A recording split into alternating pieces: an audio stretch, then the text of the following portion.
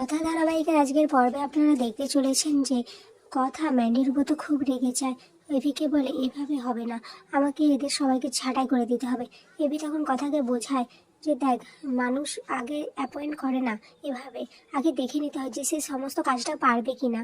আর এখন যদি তুই সবাইকে ছাঁটাই করে দিস তাহলে তুই একা হয়ে পড়বি। এদিকে মান্ডবী ওয়াশরুম থেকে এলে চিত্রা পাণ্ডবকে বলে, তুমি এইভাবে কথার ক্ষতি করতে চেয়েছো? হ্যাঁ, তোমাকে এই জন্য আমি এই বাড়িতে নিয়ে এসেছি? মান্ডবী তখন বলে, দেখুন আন্টি, আপনি কিন্তু আমাকে নিজে এনেছেন এখানে আর নিজে আমার সাথে হাত মিলেছেন। আমার এখন আর এসব করার ইচ্ছে না, আমি তাই এখান থেকে চলে যাচ্ছি। এই বলে মান্ডবী তো ওখান থেকে চলে যায়। এদিকে প্রেটি কথাকে বলে, কথা গোলাপকে খুঁজে পাওয়া যাচ্ছে না।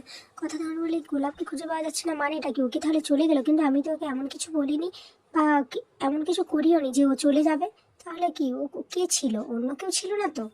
এদিকে এভি কথাকে বলে, কথা এখন এসব ভেবে চিন্তা করিস না, আর কালকে তুই রেডি থাকিস, কিন্তু কাল থেকে কথা হারবালের উদ্বোধন আছে।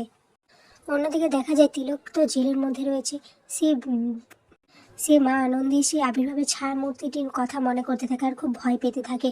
তারপর সে পুলিশকে ডেকে বলে, আমি সমস্ত কিছু স্বীকার করতে চাই, ইন্সপেক্টর সরকারকে একটু জানাবেন, আমি কালকে ওনার সাথে কথা বলতে চাই, আমি সমস্তটা স্বীকার করে নেব।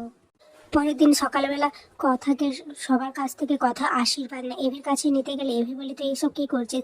কথা তখন বলে, আজ আমি যা কিছু হয়েছে সব আপনার জন্যই হয়েছে। আপনি যদি আমাকে এতটা সাহস না দিতেন তাহলে আমি আজ এই জায়গায় আসতে পারতাম না। এদিকে প্র্যাটের কাছে ঠিক তখনই ফোন আসে, বলে যে তাকে জানানো হয় যে তিলক তার সাথে কিছু কথা বলতে চায়, সে সমস্ত কিছু স্বীকার করে নিতে চায়। এদিকে কথা কর্তা দাদুর কাছে যে কর্তা দাদুকে বলে, আমি চাই আপনি আমার কথা আর উদ্বোধনী অনুষ্ঠানে থাকুন। আমি জানি আপনি আমাকে মন থেকে এই অনুমতিটা দেননি, কিন্তু কোনো বাধাও দেননি, কিন্তু আমি চাই আপনি যান।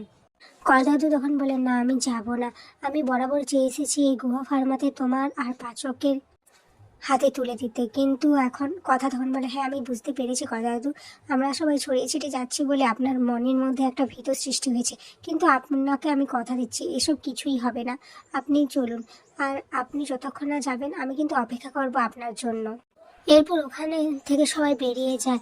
আর কথা হারবাল যেখানে সেই মাঠটার মধ্যে হয়েছিল সেই সারপ্রাইজটা দেখে এভি তো অবাক হয়ে যায়। কথা এত সুন্দর করে সাজিয়েছে যে প্রত্যেকেই অবাক হয়ে গেছে, মিডিয়া সবাই চলে এসছে, স্যান্ডি। এদিকে সবাই চলে এলেও কর্তা দাদু আসেনি। কথা তো অপেক্ষা করতে থাকে। এভি কথাকে বলে, কি রে তুই কার জন্য অপেক্ষা করছিস?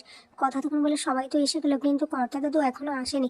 এভি বলে, উনি আসবেন না, তুই চল ফিতেটা কেটে নেবি। কথা তখন বলে, আমি পারবো না পাচক মশাই।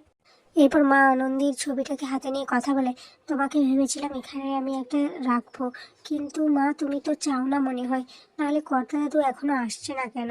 এখানে আজকের পর্বটি শেষ হয়ে যায়।